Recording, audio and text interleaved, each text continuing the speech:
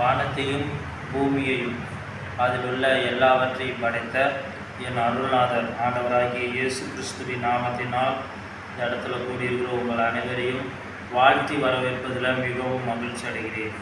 கொஞ்ச நேர சிந்தனைக்காக நாம் பார்க்கக்கூடிய வேத பகுதி எபேசியர் 5ஆம் அதிகாரம் 21வது வசனம். தெய்வ பயத்தோடு ஒருவருக்கொருவர் கீழ்ப்படியுங்கள். தெய்வ பயத்தோடு கீழ்ப்படியுங்கள் என்ற ஒரு தலைப்பில் உங்களோடு பேசுவதில் மிகவும் மகிழ்ச்சி அடைகிறேன். தேவ பயம் இன்னைக்கு அநேகரிடம் இல்லாமல் காணப்படுகிறது. ஆண்டவரை ஆராதிக்கிற நாமளும், சபைக்கு வருகிற நாமளும், அல்லது ஊழியக்காரர் ஏதாவது ஒரு வார்த்தைகள் சொல்லும் பொழுது, இப்படி நீங்கள் செய்யணும்னு சொல்லும் பொழுது அந்த காரியங்களுக்கு தெய்வ பயத்தோடு பாஸ்டர் சொல்கிறாரே, ஊழியக்காரங்க சொல்கிறாங்க, சபையோட முதியவர் சொல்கிறாங்களே, அல்லது வீட்டில் உள்ளவங்க பெரியவங்க சொல்கிறாங்களே, அவங்க சிறியவர்களோ பெரியவர்களோ அவர்கள் சொல்கிற காரியத்தை கேட்டு நாம் அவர்களுக்கு கீழ்ப்படுகிறவர்களாக. எப்படி கீழ்ப்படிய வேண்டும் என்றால், தெய்வ பயத்தோடு, தேவ பயத்தோடு. தேவன் நம்மளோடு இருக்கிறார், தேவனிடம் எல்லாவற்றிற்கும் கணக்கு கொடுக்க வேண்டும்.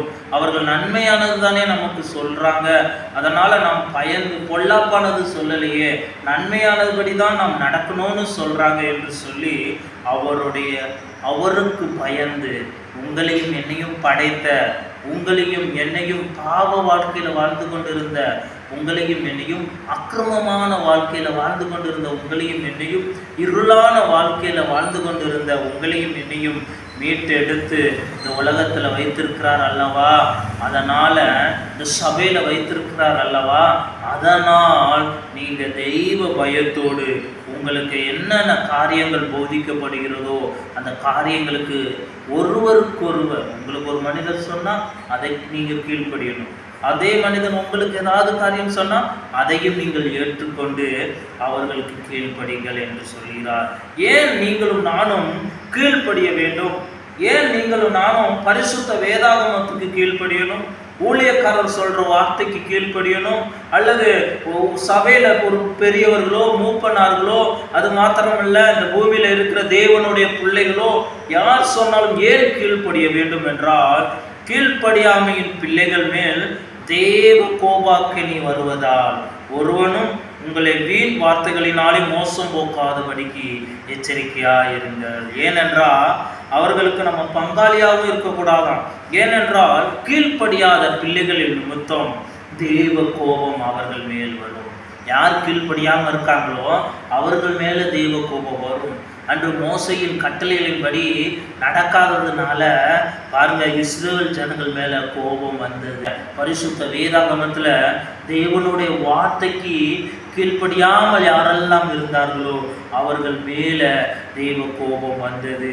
கீழ்ப்படிதலே உத்தமம் என்று சொல்லுகிறார். நீ பலியை கொடுக்கறது காட்டிலும், நீ பல கோடிக்கணக்கில் காணிக்கையை வந்து ஆலயத்துக்கு வைத்தாலும், பல லட்சக்கணக்கான காரியங்களை ஆலயத்துக்கு செய்தாலும், ஊழியக்காரரை தாங்கினாலும், அந்த பலியை காட்டிலும் கீழ்ப்படிதல் தான் உத்தமம் என்று சொல்லுகிறார். அந்த கீழ்ப்படியாதனால தான் சவுலையும் தேவன் நிராகரித்தார். கீழ்ப்படியாதனால தான் ஆதாம் ஏவாளையும் ஏதேன் தோட்டத்தை விட்டு விரட்டி விட்டார். இதை கேட்டுக்கொண்டு இருக்கிற எனக்கு பிரியமான தேவனோட பிள்ளைகளே, மோசையும் தேவன் சொல்ல சொல்ல எதிர்த்து என்னால் முடியாது என்று சொன்னனால தான் மோசை மேலேயும் தேவ கோபாக்கினே வந்தது. இதை கேட்டுக்கொண்டு இருக்கிற எனக்கு பிரியமானவர்களே, நீயும் கீழ்ப்படியாமல் இருப்பாய் என்றால், தேவன் உனக்கு ஊழியக்காரர்கள் மூலமாகவும் மற்றவர்கள் மூலமாகவும் சொல்லுற வார்த்தைக்கு தெய்வ பயத்தோடு கீழ்ப்படியாமல் இருப்பாய் என்றால் உன்மேலும் கோபாக்கினை வரும். அதனால் அந்த கோபாக்கினை உன் வாழ்க்கையில் வராமல் இருக்க வேண்டும் என்றால், ஊழியக்காரர்கள் உனக்கு போதிக்கிற வார்த்தையின்படியும், உன் சபையிலும் உன் வீட்டிலையும் போதிக்கிறவர்களுடைய வார்த்தையின்படியும் நடக்கும் பொழுது நிச்சயம் உன்னை தேவன் உயர்த்தி வைப்பார், உன்னை ஆசீர்வதிப்பார், தேவன் உன் மேல் பிரியமாயிருப்பார். ஆம், எனக்கு பிரியமானவர்களே, ஆண்டவர் ஒன்றும் டைரக்டாக வந்து உன்னிடம் இதை செய்யின்னு சொல்ல மாட்டார். எப்போவுமே ஊழியக்காரங்கள் மூலமாக தான் பேசுவார். ஊழியக்காரங்கள் மூலமாக, பரிசுத்த வேதாகமத்தின் மூலம் தான் பேசுவார்.